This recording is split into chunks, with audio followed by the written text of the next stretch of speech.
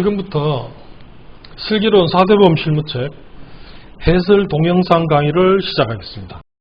안녕하세요. 지금부터는 4대 보험의 내용이 본격적으로 시작됩니다. 제5단원입니다. 4대 보험 실무 전체 내용 정리라는 제목을 달았습니다. 회사나 조직에서 이 업무를 하게 되면 근로복지공단의 이 책을 옆에 두고 참고하게 됩니다.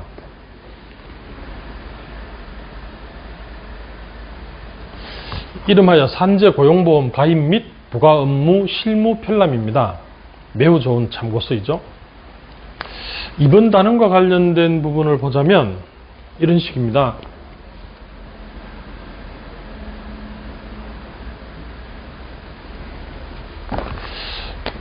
안내 말씀이란 용어의 동영상에서 말씀드렸지만 업무 초심자가 접근하기에는 쉽지 않습니다. 모르는 용어, 숫자, 분류표가 가득하죠. 업무 탐구를 하다 보면 이런 부분을 종종 만나게 되는데요. 그럴 때는 시간이 걸리더라도 책을 찾아서 관련된 부분을 확인해 둘 필요가 있다는 말씀을 드렸습니다. 그게 4대 보험의 업무 실력을 늘리는 방법이라고 말이죠. 보여드렸던 책의 해당 부분을 짧게나마 한번 찾아가 보겠습니다. 초심자라면 이렇게 하더라도 그 내용이 이해가 쉽지는 않겠지만 연습한다는 의미에서 따라와 보시기 바랍니다. 고용산재보험 실무 편람 내용에 대해서 같이 살펴보겠습니다. 산재보험료율하고 그 다음에 산재보험 사업 종류가 나오는데요.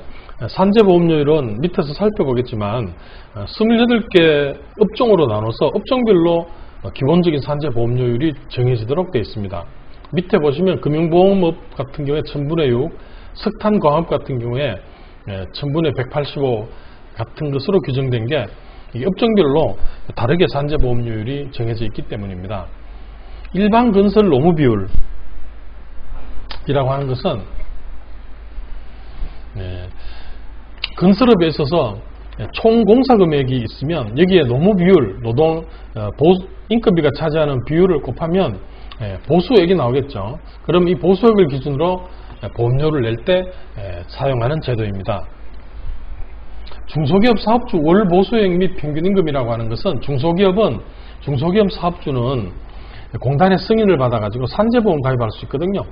그렇게 되면 보험료를 낼 때의 기준이 되는 금액, 나중에 산재 승인을 받게 되면, 다쳐서 산재 승인을 받게 되면, 예를 들어 휴업급여를 받게 된다 하면 이 평균임금의 70%를 받게 되는데요. 그때에 적용하는 평균임금입니다. 등급별로 나눠져 있고 이 중에 선택해서 가입하게 됩니다. 자영업자는 고용보험을 공단의 승인을 받아서 가입할 수 있습니다. 여기에 정해진 금액은 고용보험을 받게 되면 이것을 기준으로 보험료를 내게 되고 또 고용보험의 실업급여를 받게 될 때의 기준이 되는 금액입니다. 건설업 상시근로자 수 관련한 평균 보수는 건설업도 인원이 나와야지 우선 지원 대상 기업인지 여부 또는 고용보험의 밑에 보시면 고용안정직업능력개발사업은 그 인원에 따라 가지고 요율이 다르거든요. 그래서 그런 것을 위해서 임의적으로 평균 보수를 정해서 이것을 기준으로 해서 인원을 산정할 때 씁니다. 출퇴근 산재보험료율은 산재보험료를 낼 때 이 세 가지도 같이 내게 되는데요. 그때 적용되는 요율에 대해서 고시하는 내용입니다. 각 사안별로 간단하게 한번 내용을 살펴보겠습니다. 산재보험료는 4대 보험 중에 가장 보험료율 결정 구조가 복잡하게 되어 있습니다. 회사마다 다릅니다. 보험 수주율이라고 하는 게 있는데요. 보험료를 100원을 냈는데 그 회사에 산재가 나서 보험급여로 75원이 지출됐다 이러면 보험 수주율이 75%다 뭐 이런 식입니다. 자동차 보험 같은 경우에 사고가 나서 보험급여가 많이 지급되면 보험료율이 오르지 않습니까? 그런 구조로 되어 있습니다. 그런데 이 보험 수주율을 산업별 일반율이라고 해서 좀 전에 살펴봤던 28개 업종의 업종별로 요율이 정해집니다. 그런 다음에 다시 플러스 마이너스 하는데요. 그 회사에 또는 사업장에 보험 수지율이 75%에서 85% 사이에 있으면 그대로 두고요. 만약에 보험료 산재가 전혀 일어나지 않아서 보험료가 이제 보험 수지율이 0%다 이렇게 되면 거기에 대해서 이렇게 삭감을 해주는 제도입니다. 보상료율은 좀 전에 말씀드렸듯이 이런 임금채권, 성면 관련된 내용을 산재보험료 낼 때 같이 내는데요. 그걸 보상료율이라고 하고요. 산재 예방료율은 앞쪽에서 결정된 요율을 그 회사의 사업주가 산재 예방교육을 받는다든지 하게 되면 보험료를 깎아주는 그런 제도입니다. 28개 직종 업종에 대해서 산재보험 사업의 종류에 대해서 28개라고 좀 전에 고시가 되어 있었는데 그 내용이에요. 카운트를 해보시면 이게 28직종이라는 걸 아시게 될 겁니다. 그래서 여기 요율, 예를 들어 국가지방자치단체 사업 같은 경우에는 1000분의 9거든요. 그러니까 100분율로 하면 0.9%가 업종별 산재보험료율이다 이런 뜻입니다. 이제 노무비율은 건설업에서 건설업의 특성상 인건비 산정이 어렵습니다. 인건비 산정이 되어야 보험료를 그 기준으로 해서 부과를 하고 낼 텐데요. 여기는 일용 근로자도 많고 부분별 또는 공사별 하도급 금액이 많아서 그렇습니다. 건설공사 같은 경우에 3년 동안 총 공사 금액의 보수 총액이 얼마나 되는지를 기준으로 해가지고 요율을 정한 다음에 이것을 다시 총 공사 금액에 곱해서 보험료 인건비를 추계하는 그런 방식입니다. 밑에서 한번 사례를 한번 보시죠. 사례라기보다는 법에 규정된 내용인데요. 건설업의 일괄 적용이라는 제도가 있습니다. 하청과 원청이 원청에서 하청을 줘가지고 보통 공사를 많이 하는데요. 도급사업 일괄 적용이라고 해서 하청업체하고 원청업체를 하나로 묶어서 그 중에 원청업체가 보험료 납부에 대한 의무를 지는 것으로 그렇게 규정해 놨거든요. 그래서 보시면 이제 보수 총액을 결정해서 보험료 확정 보험료 같은 것을 이제 결정을 해야 되는데 해당 건설공사에 직접 고용된 근로자의 지급된 보수 총액이라서 원청 회사에 직접 고용된 근로자는 보수 총액이 나오겠죠. 자료가 있으니까. 그런데 하도급 회사별로 해서 이 인건비가 얼마나 나간지 알 수가 없는 경우가 많기 때문에 이렇게 추정액을 가지고 보수 총액을 결정합니다. 그래서 하도급 공사 금액의 합계, 하도급 회사 입장에서는 이제 총 공사 금액이 되겠죠. 거기에 노무 비율을 곱해서 나온 이 추계치를 보수액으로 인정한다라고 하는 내용입니다. 내용이 많아서 말이 좀 빠른데 이해를 좀 해주시기 바랍니다. 중소기업 사업주는 공단의 승인을 받아서 산재보험을 가입하게 됩니다. 산재보험을 가입하게 되면 결국 보험료는 얼마를 내야 되며 그 다음에 나중에 이렇게 이제 그 휴업수당 같은 거 산재 승인을 받았을 때 얼마의 휴업수당을 받게 되는지 관련된 내용을 결정해야 되죠. 그래서 아까 고시금액 보시면 여기 보수 월액하고 평균임금이라고 하는 것이 고시되어 있습니다. 자영업자는 공단의 승인을 받아서 가입을 하면 고용보험의 실업급여를 받을 수 있습니다. 실업급여를 받기 위해서는 우선 보험료를 내야 되는데요. 이 월 보수액을 기준으로 보험료를 책정하고요. 거기에 따라서 실업급여도 이렇게 실업급여 액수도 따라서 정해지는 이런 식으로 해서 규정되어 있습니다. 이 7개 등급 중에 사업주가 선택해서 가입을 하게 됩니다. 자, 다시 건설업으로 옵니다. 건설업의 평균 보수라고 하는 것은 상시 근로자 수를 산정할 때 사용하는 내용입니다. 상시 근로자 수는 어떨 때 산정을 할까요? 건설업에 대한 우선 지원 대상 기업 기준에서 건설업 같은 경우에 근로자 300명이 하면 우선 지원 대상이 되거든요. 그러면 어떤 경우로 300명이 되는지 파악하려고 하면 이런 평균 보수의 개념이 있어야 됩니다. 고용보험 요율과 관련해서는 좀 전에 말씀드렸듯이 고용안정 직업능력개발사업의 요율은 인원수에 따라서 정해집니다. 그래서 보시면 전년도 공사 실적에 곱하기 전년도 노무비율 이렇게 하면 대충 인건비가 나오겠죠. 인건비에다가 전년도의 건설업 월평균 보수 곱하기 조업 개월수를 해서 분모로 해서 나누게 되면 이제 건설업 상시 근로자 수의 추계치가 나오게 됩니다. 건설업은 일용 근로자 더 많고 하기 때문에 이런 방식을 허용을 하고 있습니다. 4개의 보험에 대해 근거법률은 5개죠. 고용산재보험의 경우에는 보험료의 부가징수에 대해 별도의 법률인 보험료 징수법이라는 게 만들어져 있기 때문이죠. 지금부터는 각 보험의 가입 자격, 입퇴사 시의 신고일 및 보험료율 등에 대해 살펴보겠습니다.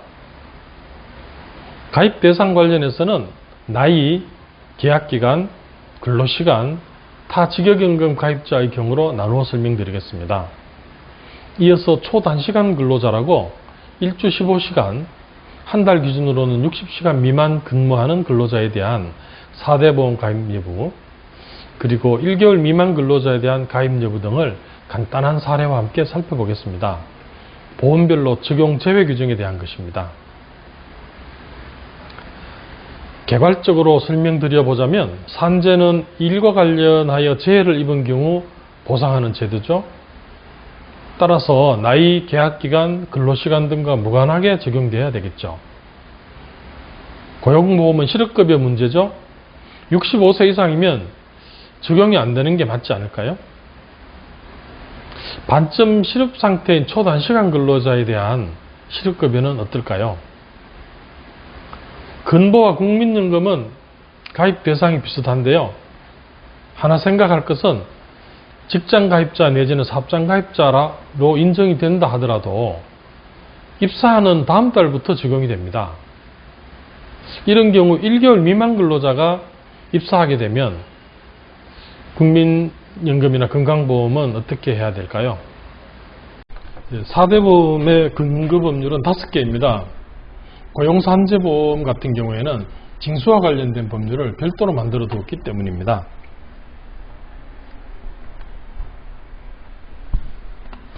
사대보험의 개괄적 내용 말씀드리겠습니다. 가입, 신고, 보험료 부분 나눠서 설명드리겠습니다. 가입은 나이, 계약기간, 근로시간, 타연금 가입자 기준으로 체크를 하시면 되겠습니다. 우선 적용 대상은 고용보험, 산재보험은 근로자고요. 국민연금과 건강보험의 지역 직장가입자 또는 사업장가입자는 사용자까지 포함이 됩니다. 연령을 보게 될 것 같으면 연령 제한이 있는 것은 국민연금과 고용보험입니다. 국민연금은 60세 이상 되면 수급자가 되기 때문에 60세 이상 미만자가 원칙적으로 대상이 되겠고요. 고용보험은 65세 이상 되면 근로자로서 취직해서 있다고 하는 것이 일반적으로 예상되지 않기 때문에 65세 미만으로 정해져 있습니다. 예외는 있습니다. 계약기간을 보게 될 것 같으면 국민연금과 건강보험은 입사하게 되면 그 다음 달부터 적용이 되거든요. 그러니까 1개월 미만 근로자 같은 경우에는 적용이 없다고 보는 것이 맞겠죠. 근로시간과 관련해서 보면 산재보험은 근로시간과 관련이 없습니다. 초단시간 근로자라도 당연히 일하다가 업무상 재해를 당하게 되면 산재보험료를 산재보험의 해당 혜택을 받는 게 맞고요. 고용보험, 국민연금, 건강보험은 60시간 미만자가 원칙적으로 제외되도록 되어 있습니다. 건강보험의 60시간 미만자는 이제 지역가입자로 가게 된다 이런 취지죠. 그런데 고용보험과 국민연금 두 종류는 60시간 미만 근로자로 근무를 하더라도 3개월 이상 되면 두 보험에 가입할 수 있도록 되어 있습니다. 타연금 가입자는 원칙적으로 적용이 안 되겠죠. 그러나 건강보험과 관련해서는 공무원, 군인 이런 경우도 다 건강보험에 가입되기 때문에 타연금과 관련해 가지고 정리할 필요는 없겠습니다. 근로자가 이제 입사하게 되면 취득신고하게 되는데요.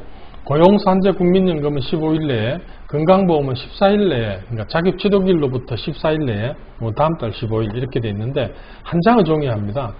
그래서 건강보험의 일정에 맞춰서 신고를 하시면 되겠습니다. 보험료는 고용보험은 실업급여는 고정적으로 규정되어 있고 고용안정직업능력개발사업은 회사 인원수를 기준으로 해가지고 요율이 다르고요. 산재보험료율은 살펴봤습니다. 개별 실적요율이 적용됩니다. 국민연금, 건강보험은 국민연금은 법률에 정해져 있고 건강보험은 정해지면 특별히 변수가 없기 때문에 요율과 관련해서는 단순하게 규정되어 있습니다. 앞쪽에서 이제 계약 기간, 나이, 시간으로 해서 살펴봤는데 그 중에 계약 기간하고 근로시간과 관련해서 별도로 정리한 내용이 있으니 살펴보시기 바랍니다. 산재보험은 보면 업무상 재해를 입은 사람에게 보상을 해주는 제도니까 계약기간이나 시간과 근로시간과 관계없이 다 적용이 됩니다. 그래서 실무 편람에 보면 산재보험은 아르바이트 등 비정규직이라도 무조건 가입 이렇게 되어 있고요. 초단시간 근로자는 산재만 가입하면 된다. 그러나 3개월 이상 근무하는 경우 고용보험과 국민연금 가입 대상이 되는 것으로 되어 있고요. 아래 내용도 설명드린 내용에 대해서 답변한 내용이니까 참고하시기 바랍니다.